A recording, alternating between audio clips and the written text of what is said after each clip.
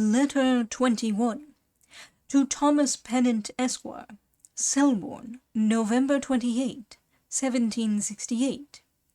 Dear Sir, with regard to the Edictmus, or stone curlew, I intend to write very soon to my friend near Chichester, in whose neighbourhood these birds seem most to abound, and shall urge him to take particular notice when they begin to congregate, and afterwards to watch them most narrowly, whether they do not withdraw themselves during the dead of the winter.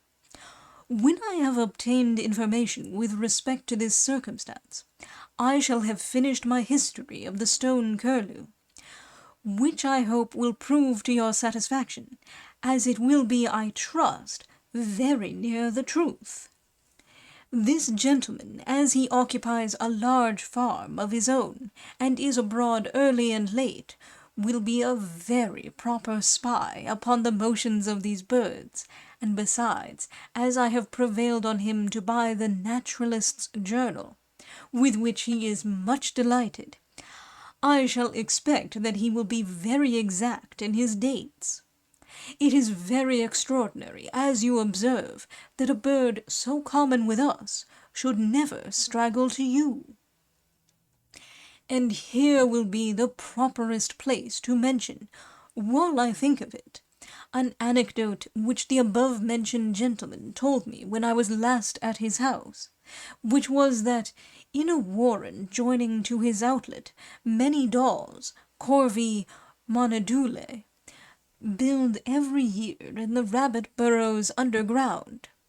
The way he and his brothers used to take their nests, while they were boys, was by listening at the mouths of the holes, and, if they heard the young ones cry, they twisted the nest out with a forked stick. Some waterfowls, namely the puffins, breed, I know, in that manner, but I should never have suspected the daws of building in holes on the flat ground. Another very unlikely spot is made use of by daws as a place to breed in, and that is Stonehenge. These birds deposit their nests in the interstices between the upright and the impost stones of that amazing work of antiquity, which circumstance alone speaks the prodigious height of the upright stones, that they should be tall enough to secure those nests from the annoyance of shepherd boys, who are always idling round that place. One of my neighbours last Saturday, November the 26th, saw a martin in a sheltered bottom. The sun shone warm, and the bird was hawking briskly after flies. I am now perfectly satisfied that they do not all leave this island in the winter. You judge very right, I think, in speaking with reserve and caution concerning the cures done by toads.